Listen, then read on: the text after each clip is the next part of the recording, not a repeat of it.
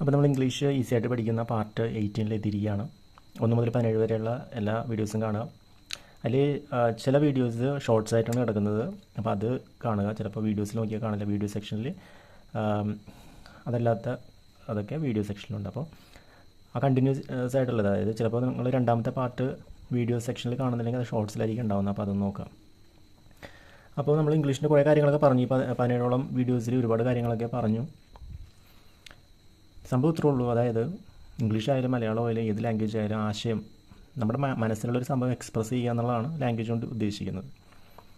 അപ്പോൾ എനിക്ക് വിശക്കുന്നതെന്ന് മലയാളി പറഞ്ഞാലും ഇംഗ്ലീഷുകാരൻ പറഞ്ഞാലും അറബി പറഞ്ഞാലും എല്ലാം ആ വിശപ്പാണ് ഉദ്ദേശിക്കുന്നത്, മനസ്സിലായി? അതിനെ ഈക്വലൈസ് ചെയ്യുന്ന സംഭവങ്ങളാണ് നമ്മൾ ഐഡൻറ്റിഫൈ ചെയ്യേണ്ടത്. അത്രേ ഉള്ളൂ കാര്യം.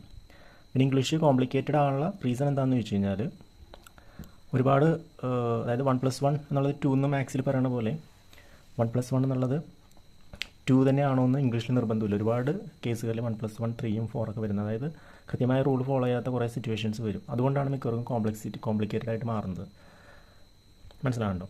അപ്പോൾ വേർഡ്സും പിന്നെ അതിൻ്റെ സ്ട്രക്ചറും പഠിച്ചു കഴിഞ്ഞാൽ വളരെ ഈസി ആയിട്ട് ചെയ്യാം. പക്ഷേ ആ സ്ട്രക്ചർ ഇത്തിരി കോംപ്ലിക്കേറ്റഡ് ആണ്, അത് ഞാൻ പല വീഡിയോസിലും പറഞ്ഞിട്ടുണ്ടായിരുന്നു.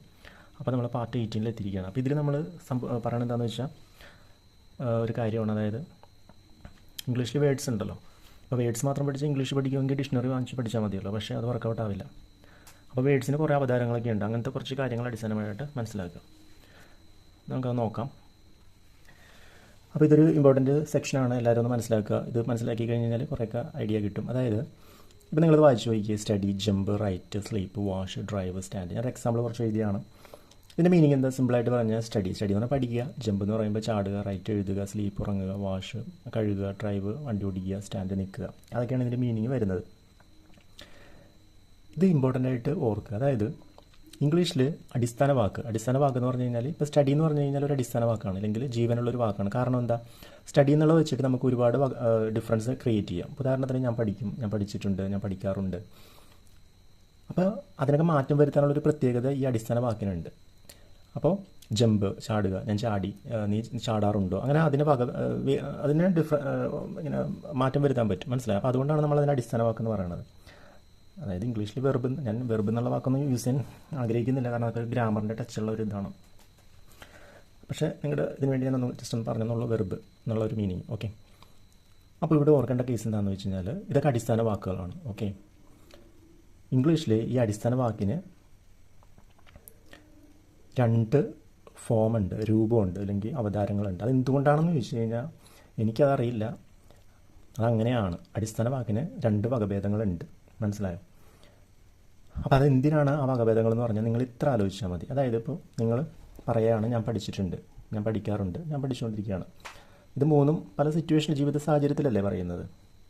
അപ്പോൾ മലയാളത്തിൽ പഠിച്ചിട്ടുണ്ട് എന്ന് പറയുമ്പോൾ ടുണ്ട് എന്നുള്ളതാണ് അതിൽ വ്യത്യാസം വരുന്നത്. പഠിക്കാറുണ്ടെന്ന് പറയുമ്പോൾ റുണ്ട് എന്നുള്ളതാണ് അതിൽ വ്യത്യാസം വരുന്നത്. അപ്പോൾ അതിന് ഈക്വലായിട്ടുള്ള വ്യത്യാസം ഇംഗ്ലീഷുകാർ അവർക്ക് ഇഷ്ടമുള്ള രീതിയിൽ കൊണ്ടുവരാം. അത് നമുക്ക് ഒരു കാരണവശാലും നിർബന്ധം പിടിക്കാൻ പറ്റില്ല. അവർ പല രീതിയിൽ കൊണ്ടുവരും, നമ്മൾ പ്രതീക്ഷിക്കാത്ത, ഒരു ലോജിക്കില്ലാത്ത രീതിയിൽ ആ വ്യത്യാസം കൊണ്ടുവരും. നമ്മളത് ഈക്വലൈസ് ചെയ്യുക എന്നുള്ളത് മാത്രമേ നമുക്ക് ചെയ്യാനുള്ളൂ. അതായത് പഠിച്ചിട്ടുണ്ട് എന്ന് നമ്മൾ ഉദ്ദേശിക്കുന്ന മീനിങ് അവർ എന്ത് ഈക്വലൈസർ കൊണ്ടാണ് അത് കൊണ്ടുവരുന്നത് എന്നുള്ളത് മാത്രം നമ്മൾ മനസ്സിലാക്കി കഴിഞ്ഞ് കഴിഞ്ഞാൽ നമുക്ക് ആ ഏരിയ ക്ലിയർ ചെയ്യാൻ പറ്റും. അത്രേ ഉള്ളൂ ഇതിൻ്റെ കൺസെപ്റ്റ്, മനസ്സിലാണോ? അപ്പോൾ ഇവിടെ നിങ്ങൾ ഓർത്തിരിക്കേണ്ട കേസ് എന്താണെന്ന് വെച്ചാൽ, അടിസ്ഥാന വാക്കിന് എപ്പോഴും 2 ഫോം ഉണ്ട്. ആ 2 ഫോം എന്താണെന്ന് വെച്ച് കഴിഞ്ഞാൽ ഇത്രേ ഉള്ളൂ. ഇപ്പോൾ സ്റ്റഡി എന്നുള്ളതാണെങ്കിൽ കണ്ടു, ഇപ്പോൾ സ്റ്റഡി എന്നുള്ളതാണെങ്കിൽ സ്റ്റഡീഡ്, ഇതാണ് അതിൻ്റെ 2 ഫോമുകൾ. ഞാൻ വീണ്ടും പറയുന്നു, ശരിക്കും അതിൻ്റെ ആവശ്യം നിർബന്ധമൊന്നുമില്ല. ആസ് പെർ മീ, എൻ്റെ ഇതനുസരിച്ച് അങ്ങനൊരു രൂപമാറ്റത്തിൻ്റെ ആവശ്യകത വരുന്നില്ല. പക്ഷേ ഇംഗ്ലീഷുകാർ അങ്ങനെ ചെയ്ത് വെച്ചിട്ടുണ്ട്, അപ്പോൾ അത് നമ്മൾ പഠിച്ചേ പറ്റൂ, മനസ്സിലായോ? അപ്പോൾ അടിസ്ഥാന വാക്ക് കൂടാതെ അതിന് 2 ഫോം ഉണ്ടെന്ന് പറഞ്ഞു. ഓക്കെ. ഭൂരിഭാഗം കേസുകളിലും ജസ്റ്റ് ED അല്ലെങ്കിൽ IED ഒക്കെ ഇട്ടിട്ട് അത് ഹാൻഡിൽ ചെയ്യാൻ പറ്റും, ഭൂരിഭാഗം കേസുകളിലും. ചില കേസുകളിൽ ആ റൂളെല്ലാം ഫോളോ ചെയ്യണം. ഉദാഹരണത്തിന് ജമ്പിൻ്റെ കേസിലാണെങ്കിൽ നമുക്ക് ജംപ്ഡ് എന്ന് പറയാം. സ്റ്റഡിയുടെ കേസിൽ നമ്മൾ പറഞ്ഞു സ്റ്റഡീഡ്. അതായത് അടിസ്ഥാന വാക്കിന് അതുകൂടാതെ ഒരു 2 ഫോമുണ്ട്, രൂപമുണ്ട്. അത്ര മനസ്സിലാക്കുക.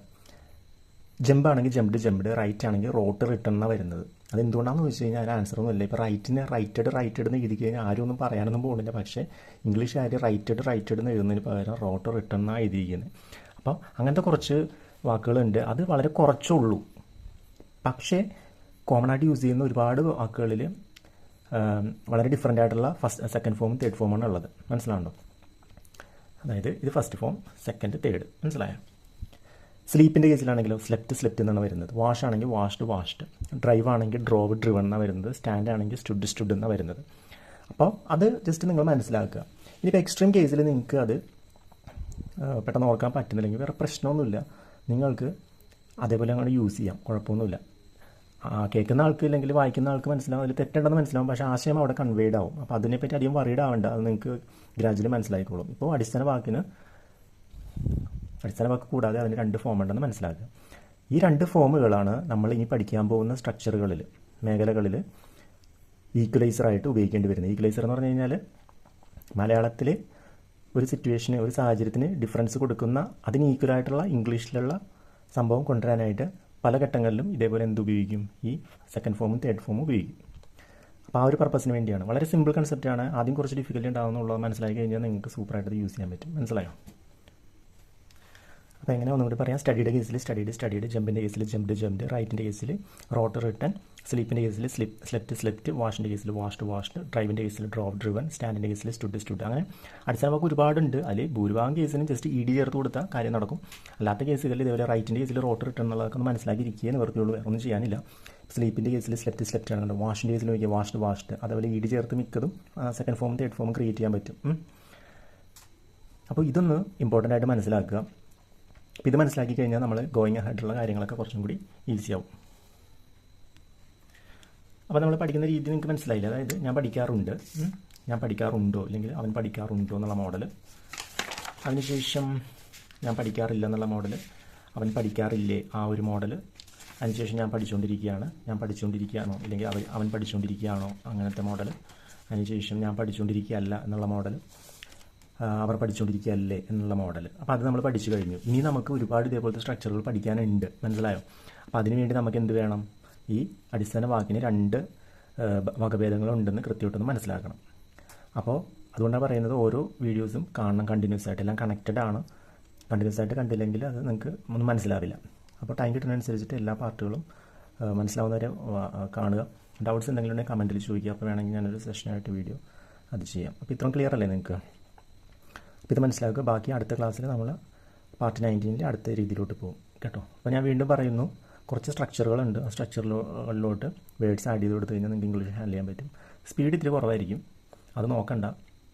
ഇപ്പോൾ എനിക്ക് വിശക്കണമെന്ന് നിങ്ങൾ സ്പീഡിൽ പറയാൻ പറ്റില്ലെങ്കിൽ പതുക്കെ പറഞ്ഞു കഴിഞ്ഞാൽ നിങ്ങൾക്ക് ഭക്ഷണം കിട്ടും. മനസ്സിലായോ? അതുപോലെ നമ്മുടെ ലക്ഷ്യം എന്ന് പറയുന്നത് സിറ്റുവേഷൻ ഹാൻഡിൽ ചെയ്യുക എന്നുള്ളതാണ്. ആക്യുറേറ്റ് ആയിട്ടും പ്രൊഫഷണലായിട്ടും ഇംഗ്ലീഷ് യൂസ് ചെയ്യണത് ലേറ്റർ സ്റ്റേജ് ടാർഗറ്റ് ചെയ്താൽ മതി.